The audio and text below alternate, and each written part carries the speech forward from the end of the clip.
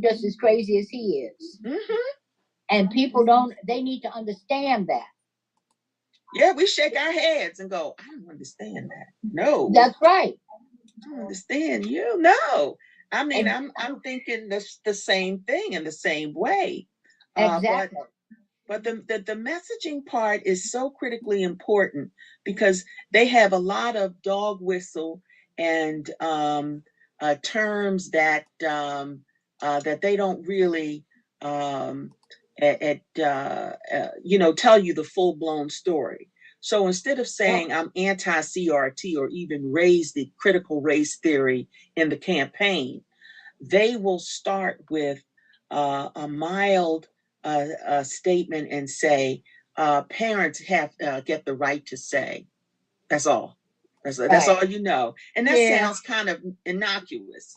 That sounds very innocent. That's not the message behind that. It's a dog whistle term, which really, means that you're into book banning. All right, we have to let Marilyn go with her agenda. With our guest, who has been extremely patient. We were supposed to have Dr. Marsha Coleman Adebayo with us, and she could not be, but she sent us a fabulous, fabulous person. She's not even a substitute. She's just an excellent person. I think you might be the most famous person. Okay, no. I'm sorry. You might be the second most famous person we've ever had, because we've had Wilch Brown and Merlene. They're a team, so we count them as one, as our guests. And their show is every week, but your show is once a month on WPFW. Am I right, Miss Young? You are correct. We are on the fourth Wednesday of the month. Yeah, and it's a fabulous show. It's called What's at Stake, and it is on the fourth Wednesday at 9 a.m. on WPFW, which is 89.3. Well, I'm a regular listener. That's why I had to pull back. I'm like, when do I listen to it? Because I'm like, so there's still time to listen to it this month. And I've never been disappointed. I mean, it's always so interesting, so current, so up to date, so much information. So I know you wanted to get into this conversation, and you were very good at explaining yourself. So please tell us a little bit about yourself, and then we could get into the topic of the Moses Macedonia Seminary when you get around. Sure. Well, I mean, I'll keep it brief. I'm Denise Young. I am a writer. I am a radio show host, community activist. I'm a member of Racial Justice Now. Also, a member of the Bethesda African Cemetery Coalition. And as of Election Tuesday, I just launched with a handful of Black journalists a new online newspaper called Black Republic Media. Oh, wow. Tell us about, since you mentioned it, tell us about that. Yeah. Well, okay. Well, very simply, and it's interesting to hear, Dr. Dyer talk about news outlets not really serving us, not really giving us what we need or paying attention to what's of interest to us. And so a handful of journalists, Black journalists, came together and said, we have to do that. We have to step in and fill that gap. And more importantly, we have to be the ones to tell our stories, because when they're told inaccurately. They are told from the perspective of the dominant culture. And it's really important that we reclaim our stories. And in addition to that, we have to be very clear about what's happening to Black people in this country. There's a lot of suffering that is happening, and it's going ignored. It's not being acknowledged. We often do not have safe spaces to speak on it.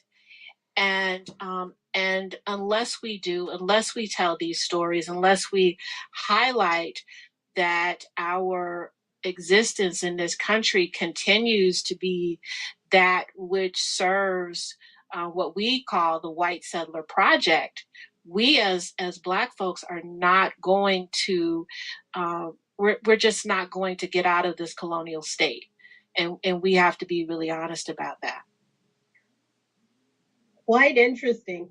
And that is so true. What I know that we've been taught that there are three branches of government. I actually have argued that there are actually four branches of government.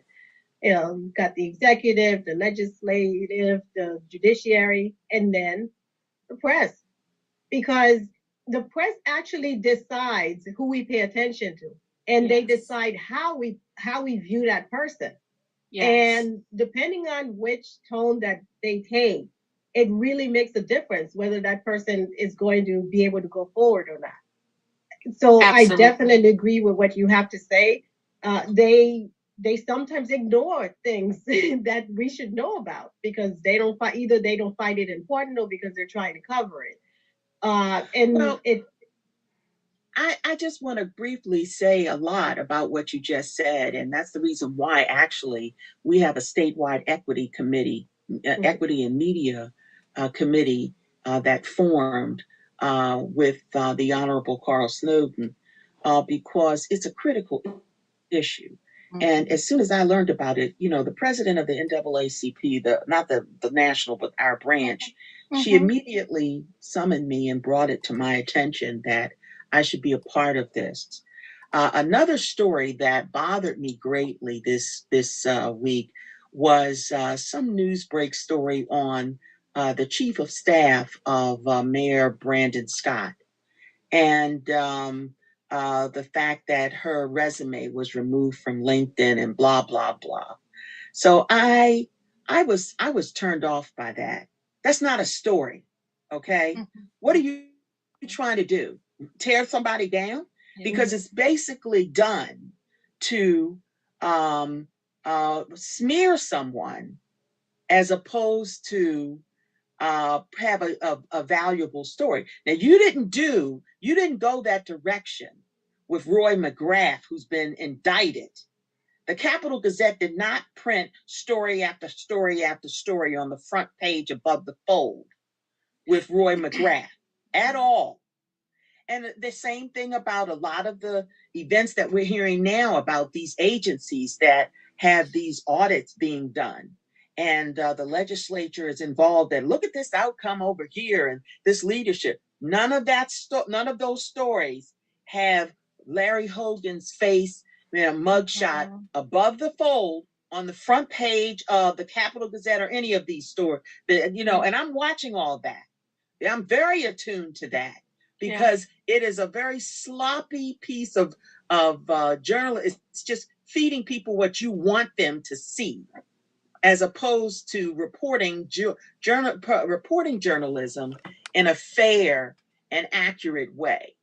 Now, by the time I finished that story about Mayor Brandon Scott's chief of staff, I was highly appalled by that. And there was no takeaway from that at all, other than you just want to tear down somebody. Yeah, she made an honest living in the Obama administration or whatever administration. So what? What's the big deal about that? So she removed her LinkedIn profile. Well, so what? You're trying to build a nothing off of nothing. What's criminal about that? She made a contribution to his campaign. So what? People do that.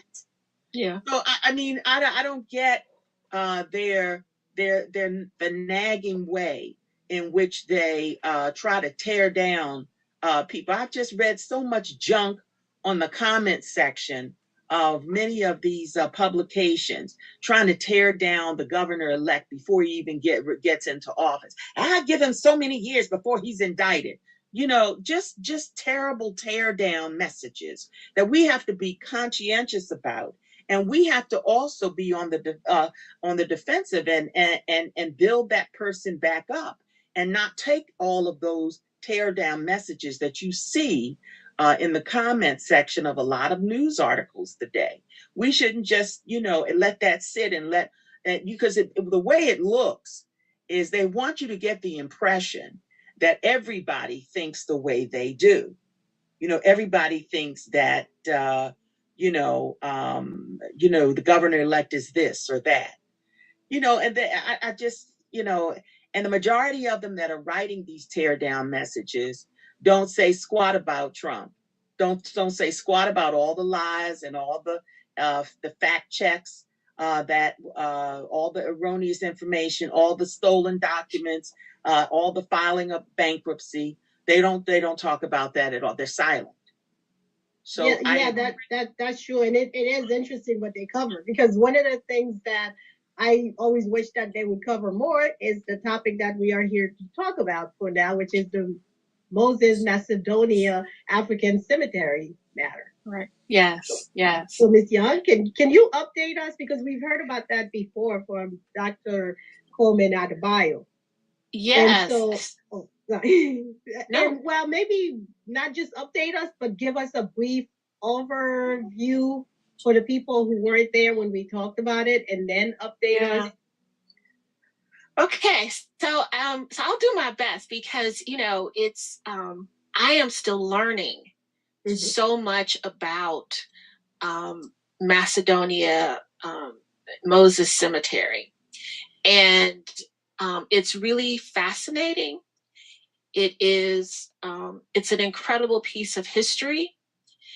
It is something that is ongoing.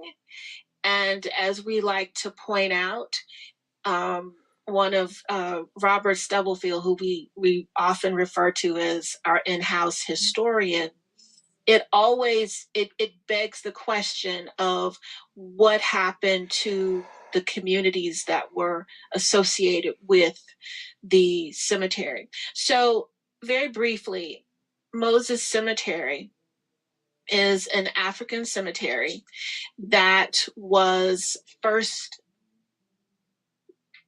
built or became a burial ground, was actually used, and I don't say this disrespectfully, used as a dumping ground for African slaves. And through the research that the BACC team has done, they have determined that many of those were children, particularly little girls. So what we know about what was happening in Montgomery County and also Virginia at that time is that the two states, very much, we always consider Virginia the South, and we often forget that Maryland, in fact, is the South. And it was very much a slave state. And so you have these two states almost acting as sort of the mother and father relationship to slavery. And so because of the land here, or the crops that they attempted, which was tobacco primarily, which was not very profitable because of how much it requires of the soil and the harvest time. So the crop, again, I don't say this irreverently at all, but very matter-of-factly, the primary crop for Virginia and for Maryland were African people. They were breeding Africans, and they were sending them. They were the primary breeders for and suppliers for the lower southern states. Because remember, we at some point, I'm gonna not remember the date exactly. I think it's 1809, maybe something like that, where we are now no longer, there's a ban on the slave trade, the transatlantic slave trade, where we are no longer importing Africans. And what I find very interesting about that is that when you hear that in history as part of the lesson, there's never a follow-up. I don't know. I mean, I got some time on me, and I've been in a few classes, and I have never had a follow-up conversation that said, well, you know, there was a reason why they stopped the transatlantic slave trade, and it wasn't because of benevolence. It was because they had made a business out of it right here. So through the research that BACC has done, they've determined that that original cemetery it was actually swampland. They didn't know what to do with it. They didn't know how to cultivate things the way that Africans did. So they were using it as a dumping ground. And just so and just to mention this, part of the research that the BACC team did was looked at slave schedules in Montgomery County and the primary families that were slave owners and had what BACC refers to as death camps, and their slave schedules had a lot of children. So there will be the gender and the age of their property. So that's the origin of the cemetery. Post emancipation, you have a thriving community referred to as the River Road community that I believe it was Charlotte Gray who was the first to buy property in that area, which is that River Road, Wisconsin, near Wisconsin, Bethesda region. So they buy this land. Other Black people buy land, and they create a thriving community. And this community is associated not only with the church, that it's Macedonia is their church, but the cemetery is also now the cemetery that holds the remains of not just members from the River Road community, but other neighboring Black communities that were developed post-emancipation. So fast forward, by the mid-1950s, the River Road community is beginning to be disintegrated. Disintegrated because you have a very active Klan, you have county government, you have corporations like the Washington Sanitation Company who wants the land. And so they, through various methods, everything from tax liens to, tricking them to sign over documents, for their property, to sheer terror, they get rid of the entire River Road community. And we know that that is not unique to Bethesda. We know that that was happening because we're talking about a Jim Crow South, but also we're talking about a country that just had not reconciled Black people as having a space in this country that was not subservient. So we know that this was happening all over the country. But what happens to the cemetery? Well, the first thing that happens to it is that it is divided up. We know that there is a, for instance, on one parcel that was in the mid-60s, they built a apartment building on part of it. There's a parking lot on another parcel. On another parcel, there is another apartment building. So all of these things were happening. So by the time there's a remaining parcel, this was 6 years ago. So this brings us to current day. So about 6 years ago, 6 or 7 years ago now, the county government had a town hall meeting. And it just so happens that Marsha Adebayo was there, and Harvey Matthews was there at this town hall meeting. And so the county council and its parks and planning, representatives from parks and plannings and HOC. And so they're saying to them, we're having this town hall meeting because, there's this land, and, we have, it's in our plans to do X, Y, Z with it. But there's rumors that it was a cemetery. And so we just want to, allay any concerns you have, et cetera, except that they were lying. They knew it was a cemetery. And thankfully, so did Harvey Matthews, who stood up and said, there was a cemetery there. I know because my family owned land in the River Road community. My family had a farm, and I used to play in that cemetery as a child.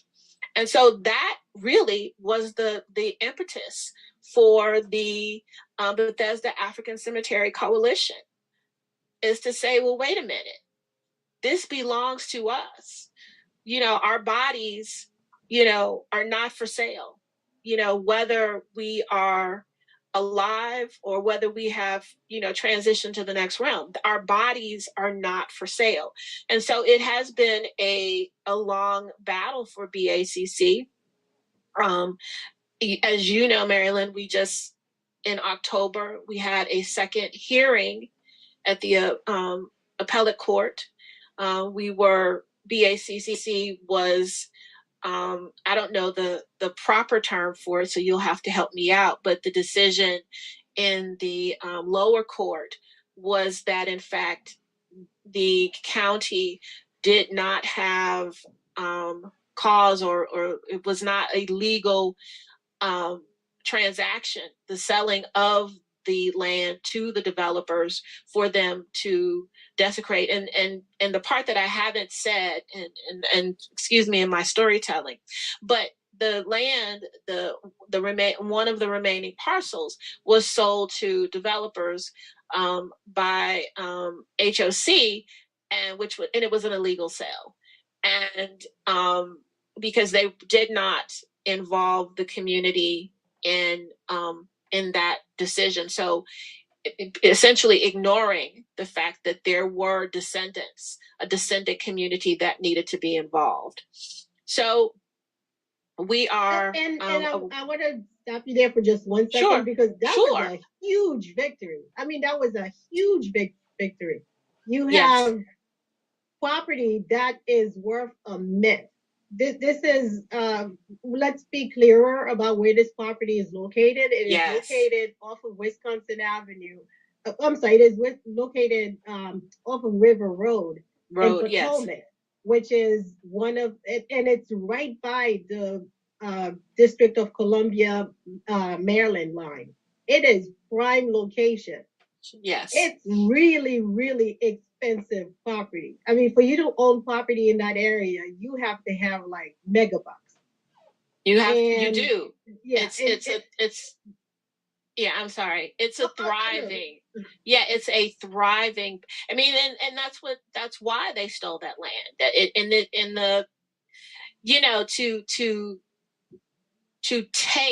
to steal. I mean, just to rob these Black families. And we think that I think the number is like 262 families of their homes. And again, it's such a thriving community. And one of the things that, Harvey Matthews talks about, again, who he grew up in the River Road community, is that, it was the kind of community where, you had some people who had a little less, and you had families who had a little bit more, but no one went without because they relied on each other. So in Harvey Matthews' case, his grandparents owned a farm. They had horses and other livestock. This is what his grandparents owned. And so the very land that his family owned now serves as the land that the Whole Foods is sitting on. And And you so, can be sure that they were not given a fair market value for the oh, property that they have. And so all of that generational wealth that is now lost is being lost. Yes. lost to the current generation as well. Well, So Oh, all of it just builds up on itself. I remember discussing earlier, well, a couple of months ago, back when we were talking about the National Book Festival.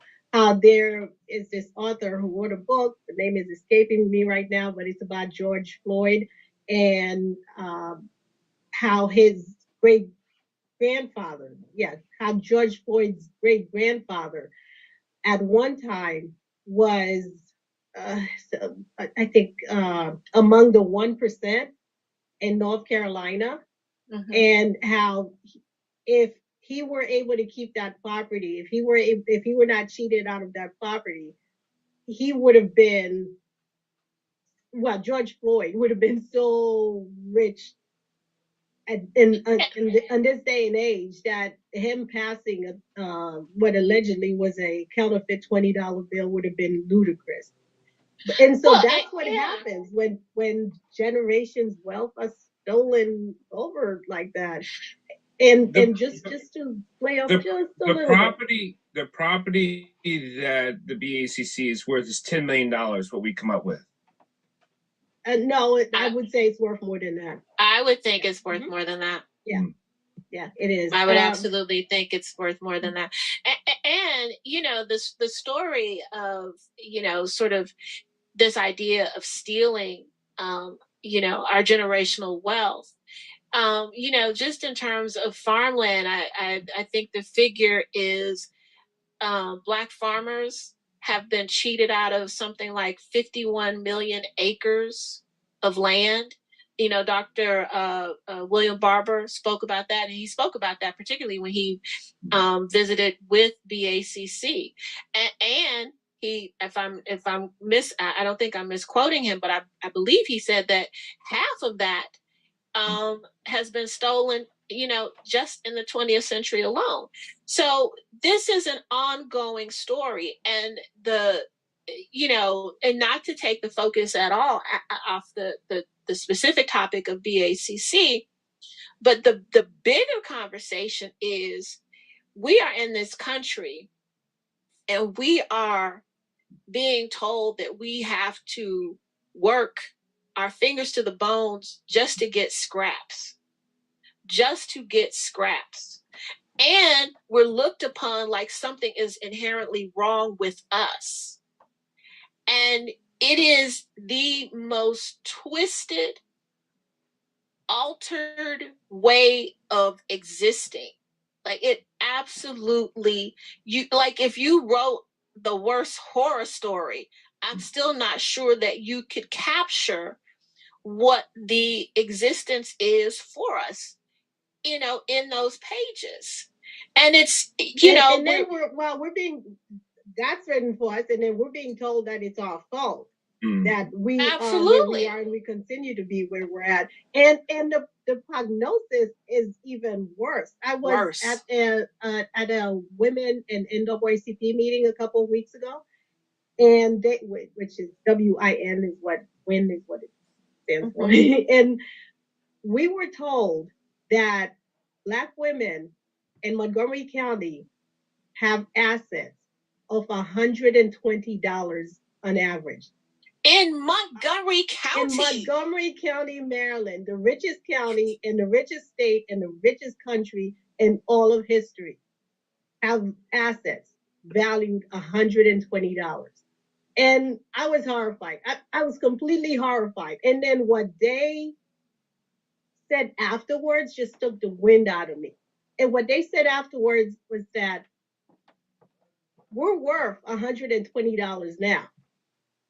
But in the future, it's projected that the value is actually going to go down to zero, if not negative, if not in the negative range. And I'm like, oh my God. Yeah, so that's why it's important to talk about generational wealth, and that's why these Absolutely. things have happened in the past, and they continue to happen. I mean, we could just talk about what Wells Fargo did in Prince George's County, just Right. well, and continues to do, Right. and what But other yeah. organizations and agencies and private corporations have done and continue to do. So this is not a problem of the past. This is a problem that keeps continuing. And that's why they Absolutely. don't want I to teach wanna- us our history.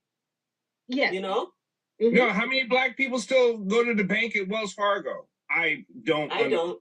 I don't. I don't. I thought it was insidious that, well, I mentioned Wells Fargo, but they're not the only ones. Because They're not the only ones. They're not the only ones. I deal with Bank of making wills America. and things of that sort for people sometimes, and I'm like, why are you here? It's like I've got my business account in MNT, and that's not to say that they're the greatest or anything else, but we've got to learn to deal with credit unions where we could get back some of the money that we're putting in there, as opposed to having that profit be made and given to someone else that doesn't have our best interest in mind. I mean, just things like that, just to but not to get too far away. The reason why I mentioned Wells Fargo is because I saw what they did and how they tried to come back with it. So in Prince George's County, for instance, they had all these loans where people who actually paid off their homes were in danger. Well, have actually had their homes taken away from them through no fault of their own. And then what did they do? They had some stuffed animals at the courthouse for the kids to play with to soothe them. Because coming to court is a very difficult thing for adults, let alone children. And I said, that's what happens. You take the children's home away from them, and then you give them some stuffed animals. That was the payback. But anyway, that's something that I'm Right. trying not to And we were because- supposed to be happy about that. Yes, we Yeah. were. Yes, we I were. wanted supposed to to be happy. say, as a side note, you said Whole Foods is on part of that land now. Mhm. Whole Foods, the CEO is a Trump supporter, so I have taken Whole Foods off my list. I do not shop there anymore. I love it. And we have to be, I mean, it's hard, to make these decisions. And it's not because we don't want to make these decisions. It's because of, what's available to us. But when we can make these kinds of decisions, we absolutely should. And it's not always going to be convenient. I mean, I remember, what was it, many years ago, a couple set out to do a study and they were trying to buy only black for a whole year. And like, they were having to, go everywhere outside of the country to, get subscriptions to this, mail order this. Like, it was not easy for them to do. And so I'm not suggesting that we go, to those, to that level. But what I am saying is that where we can, we have to be like, that's a sign of protest. That is protest. And at every level, at every entry point of protests, we need to be doing it, because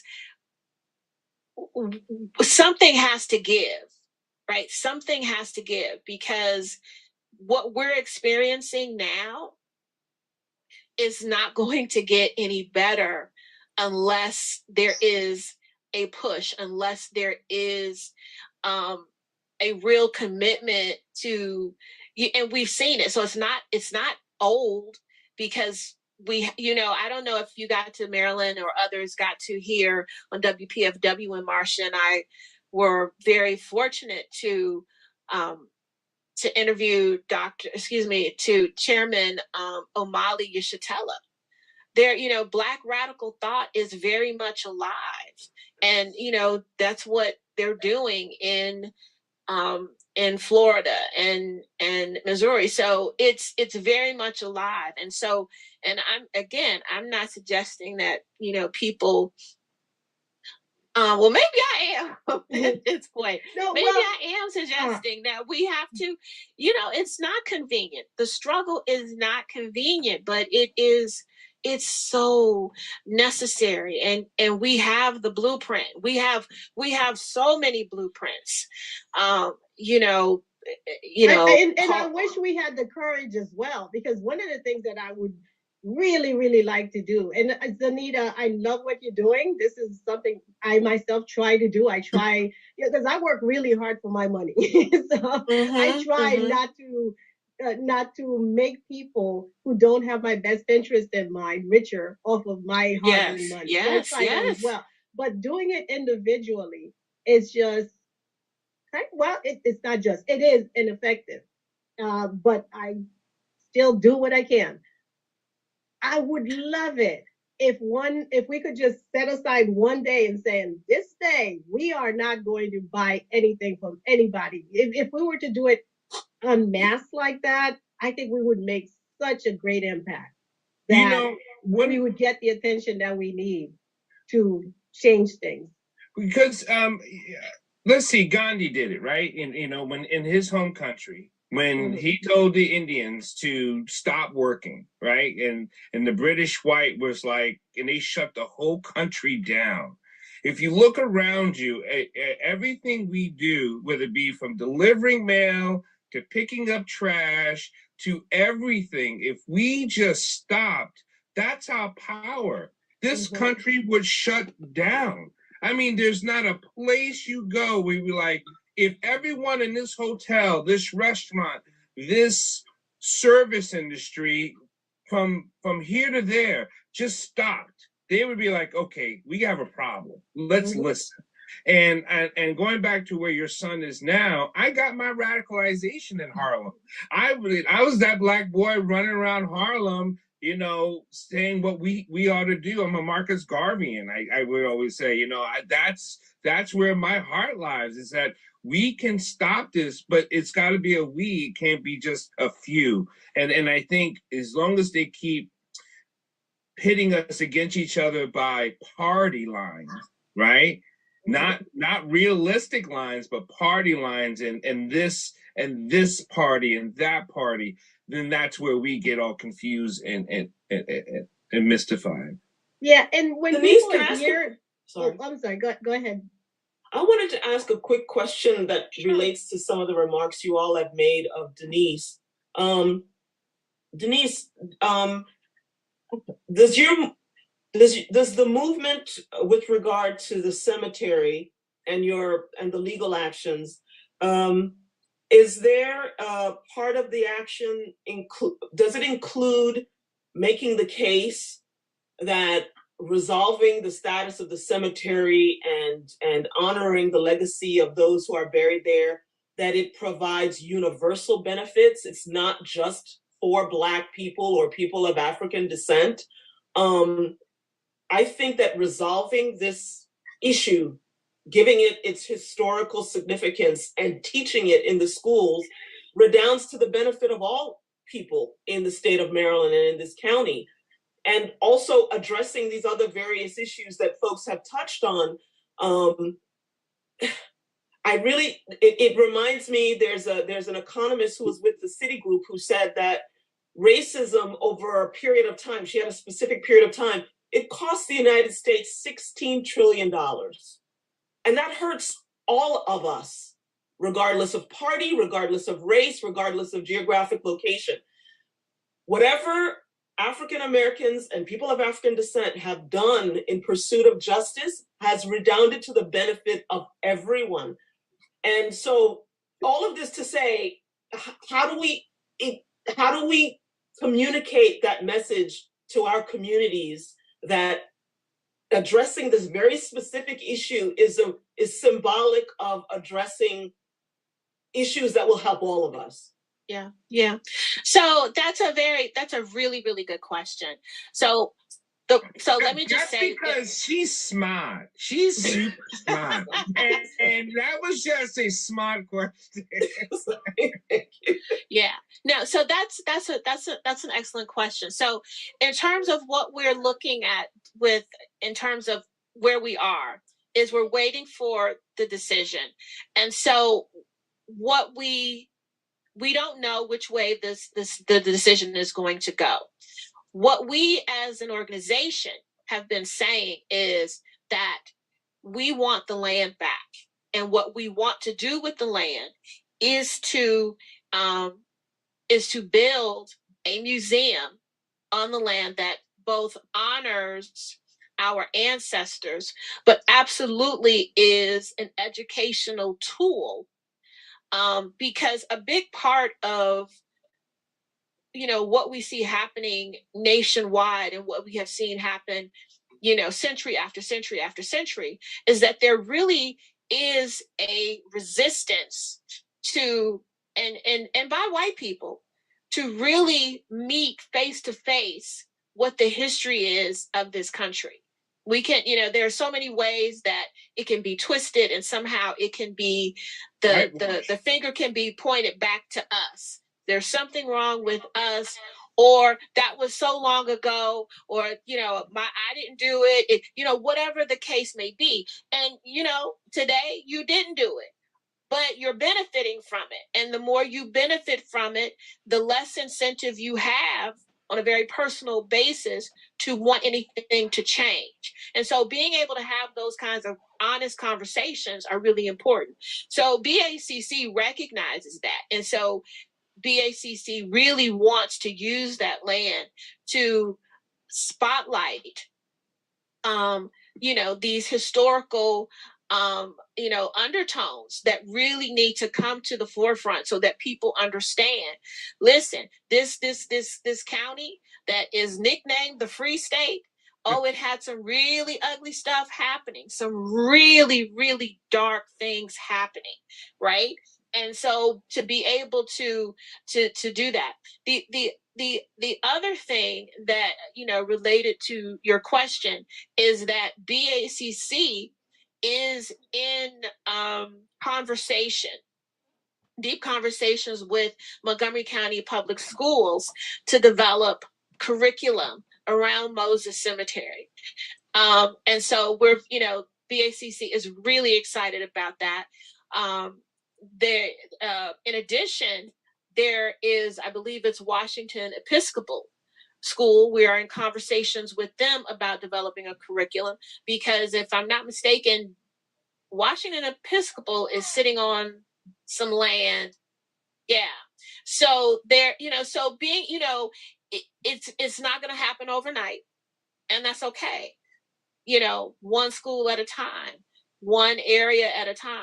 And I think, and when I say it's not going to happen overnight, meaning what we are trying to affect BACC, but that doesn't mean that others somewhere aren't doing the same thing or aren't trying to affect the same kind of change, because they are. And this is, to your point, Marilyn, about how it's ineffective when only one of us is doing something or a few of us are doing something. I absolutely agree with you. But one of the things that our Black media, because I don't even consider mainstream, just is out of my vocabulary. It's just not in my lexicon. They don't work for me. They don't work for me. They work against me and our communities. But the one of the things that the Black media has to do is to bring these stories to the forefront where these things are happening, because it's easy for us to believe that we are working in isolation, and it feels that way because we don't know what's going on. But one of the things that John Jeter, who is one of the journalists that's part of Black Republic Media, talks all the time, is that our journalists have become so lazy in the sense that we do not want to go into the communities. We do not want to talk to the people. We have forgotten our legacy of journalists like Ida B. Wells. Ida B. Wells had her shop burnt down. I believe it was twice, because she was saying, listen, hey, this is what's happening here. You can think that, these Black men are running up and down the South. raping white women, but that is not the case, and we know it's not the case. She was willing to go into the communities and talk about that, but also talk about what was happening to Black women, you know, at the hands of these white men who were lynching Black men. So she was willing to do that. We forget that Malcolm X started out as a journalist, you know, and he was, and I don't even remember, God forgive me, John is really gonna, Denise, forget the name of that first paper, but he was a journalist. He was taking it to the streets and taking it to the streets, but bringing it also from the streets. And so we as journalists, and I say that loosely for myself because I am not trained as a journalist. I am a writer, but a journalist, that's a whole different discipline that I am learning about, and I have the utmost respect for. But we have to be able to take it to the streets, and we have to be able to go in the streets and bring it from the streets. So we do have a heartbreak, and I want Denise, before we go, I want people where they can get the Black Republican, and give that information. Woo! And Black Republic, sorry, you would get right scared off. You would get right scared off all potential supporters. Black Republic Media. Black Republic Media.com. Yes. But we're here every Wednesday at 6 p.m. You be the judge of 6 to 7. You can also hear all of our shows on iHeart, Apple Tune, all the week, and all your podcast channels. Just put in "You Be the Judge" and it'll pop on up. So please give that information where they can read and hear and see you. Absolutely. Again, you can reach us at blackrepublicmedia.com. We have our second, this is our second week. The first week was election week, and our second article dropped today. So we are really excited, and we're going to be moving. We're going to be doing this. So please tune in. Well, we really, really enjoyed having you, and thank you so much for updating us on the Moses Macedonia African Cemetery Coalition. That's been really helpful. Thank you. When the Thank decision you. comes in, if you could come back, that would be great. And if you want to talk with us about an article that you're working with and you think that we just should know about it, please join us again. We would be really happy to have you. And you could tell people where they could listen to you on WPFW again. Yes, WPFW on the fourth Wednesday at 9 a.m. Absolutely. Join us. Well, thank you very much. It has been a pleasure. And thank you, everyone. Oh, you're welcome. And thank you, everyone. We look forward to seeing you next week. And since we had so much to talk about this week, next week we won't be having a guest, so that way we could talk. So it seems like people had a lot of things to say, and I didn't mean to cut anybody short. It's just that we have a guest, and she has given her time to be here, and we wanted to respect her time. So thank you very much. Thank you for having me. Bye.